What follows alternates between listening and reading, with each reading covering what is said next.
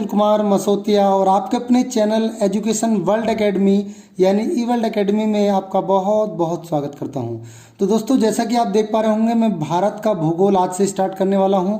लेकिन आज की जो क्लास रहेगी इसमें मैं आपको ये बताऊंगा कि भारत के भूगोल में आपको क्या क्या पढ़ना है, कौन कौन से टॉपिक हैं जो हमें इसमें स्टडी करने हैं, किस और स्टेप बाय स्टेप बिल्कुल क्रमबद्ध तरीके से पूरा का पूरा कोर्स आपको फ्री ऑफ कॉस्ट प्रोवाइड कराऊंगा।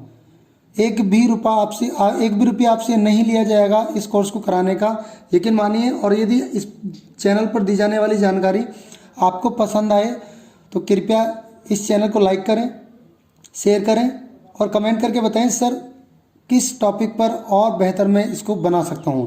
तो समय को बर्बाद न करते हुए आइए हम स्टडी करते हैं भारत के भूगोल की। तो भारत के भूगोल में देखिए, अगर हम भारत की स्टडी करेंगे तो भारत में सबसे पहले हमें क्या पढ़ना है, सबसे पहले पढ़ना हमें, देखिए क्या, अगर हम भारत की स्टडी करेंगे तो सबसे पहले है भारत का भौगोलिक परिचय। भारत का भौगोलिक परिचय,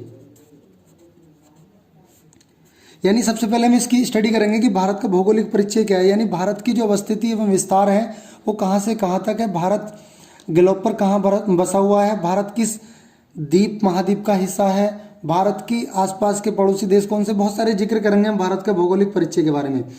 दूसरा होगा भारत का, दूसरे नंबर की आएगी भारत के भौगोलिक प्रदेश, भारत के भौगोलिक प्रदेश, दूसरे नंबर पे हम इसकी स्टडी करेंगे। तीसरा जो, ये आप सिलेबस मान के चलना, मैं सिलेबस बता रहा हूँ कि आपको क्या पढ़ाया जाएगा, ठीक है।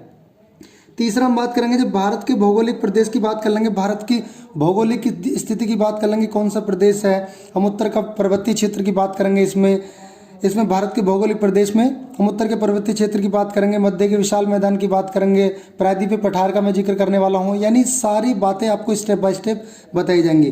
जब भारत की जमीन कैसी है, जगह कैसी है, इस बात का पता लग जाएगा तो उस पर बहने वाली नदियों की बात करेंगे। यानी नेक्स्ट टॉपिक रहेगा हमारा अपवाह तंत्र एवं प्रतिरूप।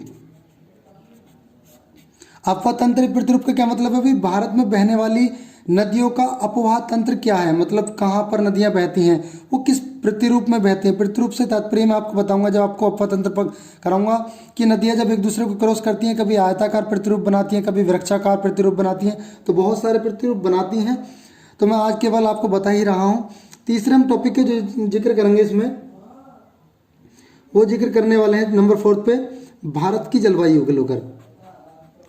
भारत की जलवायु, तो भारत की जलवायु को लेकर मैं जिक्र करूंगा। उसके बाद नंबर 5 पे मैं आपको पढ़ाऊंगा भारत की मृदा एवं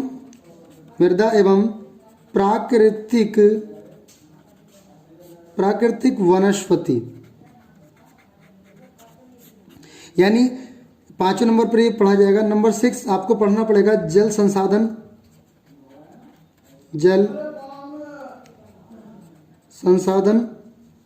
एवं बहुउद्देशिक एवं परियोजनाएं। जल संसाधन पढ़ेंगे और उससे जुड़ी परियोजना जो होंगी उन सबको मैं स्टडी करूंगा। और जब जल संसाधन होंगे, आपने देखा होगा संकट जो आते हैं, जल से आ सकता है, वायु से आ सकता है, पानी से आ सकता है, तो जल से जुड़ी यानी प्राकृतिक आपदा की बात करेंगे। प्राकृतिक संकट तथा आपदाएं, मैं इसका आपके सामने जिक्र करूंगा। उसके बाद अब जो जमीन है हमारी, हमने इसकी इतने सारी स्टडी कर लेंगे तो उसके बाद पता करेंगे कि इसमें जो पाए जाने वाले खनिज हैं, खनिज संसाधन के बारे में जिक्र करने वाला हूं मैं। जब खनिज संसाधन को आप पढ़ लेंगे अच्छे से, तो उसके बाद हम देखेंगे ऊर्जा परिदृश्य। ऊर्जा परिदृश्य में आपको जल विद्युत के बारे में जानकारी है। नंबर 7 ऊर्जा परिदृश्य। ऊर्जा परिदृश्य की हम जिक्र करेंगे। अब आप कुछ बच्चे नहीं समझ पा रहे होंगे सर ऊर्जा परिदृश्य है क्या। तो ऊर्जा परिदृश्य में हम विद्युत उत्पादन की बात करेंगे, जल विद्युत की बात करेंगे, परमाणु ऊर्जा की बात करेंगे, हाइड्रोजन ऊर्जा की बात करेंगे, फ्यूल सेल की बात करेंगे, बैटरी से सेल चलने वाले वाहन की बात करेंगे। बहुत सारी बातों को हम आपके सामने लेकर आने वाले हैं। वो जब भी आपको समझ में आएगा तब मैं इसको स्टडी कराऊंगा, ठीक है। उसके बाद जब हमें खनिज संसाधन की प्राप्ति होगी, ऊर्जा परिदृश्य की प्राप्ति होगी, प्राकृतिक संकट और आपदाएं हम देख चुके, जल संसाधन हम देख चुके, तो क्या इन सब का प्रयोग करके हम भारत में उद्योग का निर्माण नहीं कर सकते? बिल्कुल सही। तो अगला स्टेप हमारा आता है भारत में उद्योग के विविध उपाय। मतलब इसमें हम जिक्र करेंगे भारत में उद्योग अगर लगाएं तो उससे संबंधित कैसे कैसे उपाय हम कर सकते हैं, ठीक है। जब हम उद्योग लगाएंगे मेरे भाइयों, जब उद्योग हम लगाएंगे तो उद्योग से संबंधित क्या आपको परिवहन की आवश्यकता नहीं पड़ेगी? यानी सामान ढोने के लिए आपको परिवहन की आवश्यकता पड़ने वाली है। और इसमें हम और किस चीज़ का जिक्र करेंगे, मैं आपको पुनः इसमें दिखा दूंगा नंबर 10 पे। इसमें आप लोग पढ़ेंगे भारत की प्रजातियां व जनजातियां। भारत की प्रजातियां एवं जनजातियां, यानी इस जगह पर भारत में रहने वाली जो प्रजातियां हैं, जनजातियां, इन सब का मैं जिक्र करूंगा। यानी आपका ये ऑल ओवर से लगभग 10 टॉपिक हैं। अब मैं दोबारा दिखा देता हूं आपको। हम पहले जिक्र करेंगे भारत का भौगोलिक परिचय के बारे में। जो भारत के भौगोलिक परिचय के बारे में मैं जिक्र करूंगा तो उसमें आपको बताऊंगा कि भारत की आकृति कैसी है, भारत के पड़ोसी देश क्या हैं, ये सारी बातों का इसमें जिक्र करूंगा। उसके बाद भारत के भौगोलिक प्रदेश में आपको बताया जाएगा कि भारत फिजिकल ज्योग्राफी में आपको बताया जाएगा कि भारत किस तरीके से कितने भौतिक दृष्टि से कितने भागों में बटा हुआ है। तो भौतिक दृष्टि से हम देखेंगे तो इसमें आपको बताया जाएगा कि उत्तर का विशाल मैदान, उत्तर का हिमालय क्षेत्र, दक्षिण का प्रायद्वीपीय भारत और तटीय क्षेत्र में द्वीप समूह के बारे में जिक्र करूंगा।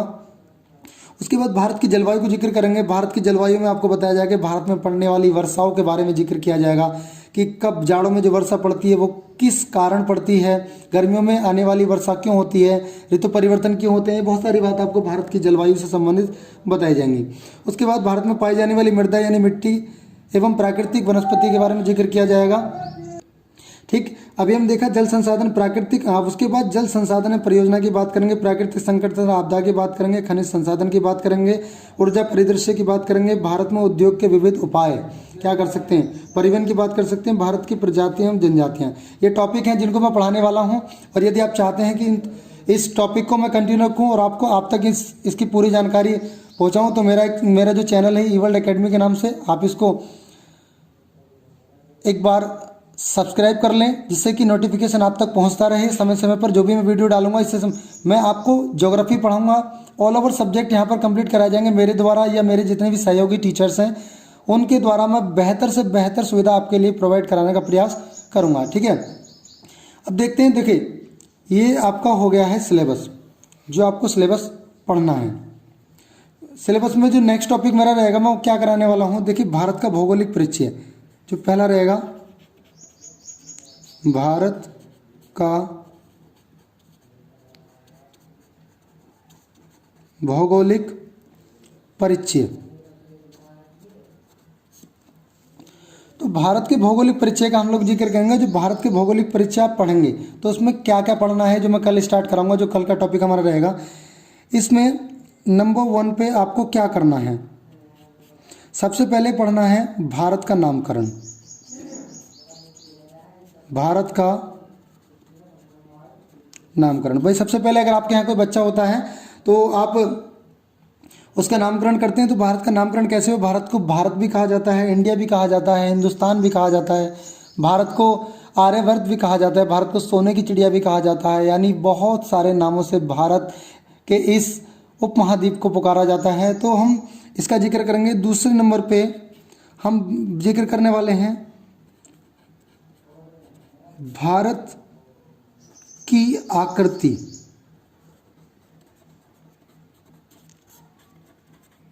एवं विस्तार।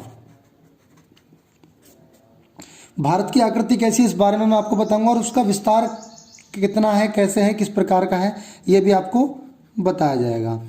नंबर 3 पे जब भारत की आकृति एवं विस्तार का पता कर लेंगे तो भारत की सीमाएं, यानी भारत देश की जो सीमाएं हैं उसमें कौन कौन सी सीमा है उनका मैं जिक्र करूंगा। यानी आप देख सकते हैं जब मैं सीमा कराऊंगा आपको, तो सीमा में भारत एक क्योंकि एक प्रायद्वीपीय देश है तो ये समुद्र के साथ भी सीमा साझा करता है, इसलिए भारत की स्थलीय सीमा की बात करेंगे हम, स्थलीय सीमा की बात करेंगे, और इसकी हम तटीय सीमा की बात करेंगे, और हम इसकी जलीय सीमा की बात करेंगे। यानी आपको पूरा सीक्वेंस तरीके से आपको पढ़ाया जाएगा। उसके बाद नंबर 4 पे मैं जो आपको कराऊंगा, जब हम सीमा की बात कर लेंगे तो सीमा पर उपस्थित जितने भी देश हैं, यानी भारत के पड़ोसी देश, भारत के पड़ोसी देशों का जिक्र करेंगे, और जो पड़ोसी देशों के साथ सीमा साझा होती हैं, भारतीय सीमाओं के नाम, भारतीय सीमाओं का नामकरण, भारतीय सीमाओं का नामकरण एवं उस पर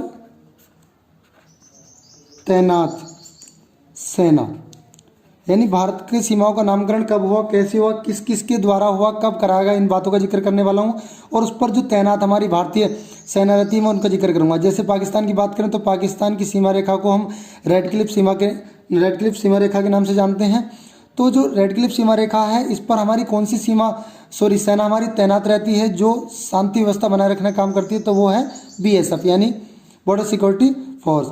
तो ये बहुत सारी बात आपको बताऊंगा भारत के संदर्भ में, ठीक है। और ये बात जो मैं आपको बताने वाला हूँ नंबर 6 पे जो आपको मैं बताऊंगा, भारत के साथ जलीय सीमा, जो भारत के जो पड़ोसी देश हैं उनसे जुड़े हुए भारत के राज्य जो पड़ोसी देशों से सीमा साझा करते हैं, सीमा साझा करते हैं। यानी कहने का मतलब ये है भारत के राज्य जो पड़ोसी देशों से सीमा साझा करते हैं इनके बारे में जिक्र करूंगा। उसके बाद मैं और सबसे अंतिम बात में भारत से जुड़े हुए, देखिए भारत के जो फैक्चुअल फैक्ट है, मतलब जो फैक्चुअल बातें हैं, यानी भारत की सामान्य जानकारी,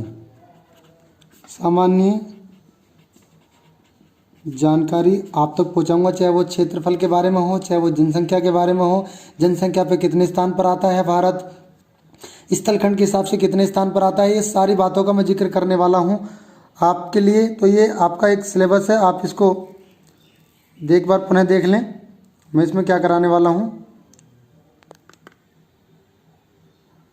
तो आप इसको एक बार स्क्रीनशॉट इसका ले लीजिएगा अपने तरीके से, जिससे कि आप इसको अपने तरीके से एडजस्ट कर सको। तो नेक्स्ट क्लास जो मेरी होगी वो मैं बता चुका हूँ, भारत के भौगोलिक परिचय को लेकर होगी। तो यदि आप चाहते हैं इस सीरीज को कंटिन्यू रखना तो एक बार इसको लाइक करें, शेयर करें और कमेंट करना बिल्कुल ना भूलें, और बताएं कि सर कैसा लगी ये class. Thank you so much for watching this video and subscribe my channel eWorld academy Hapur. Thank you so much.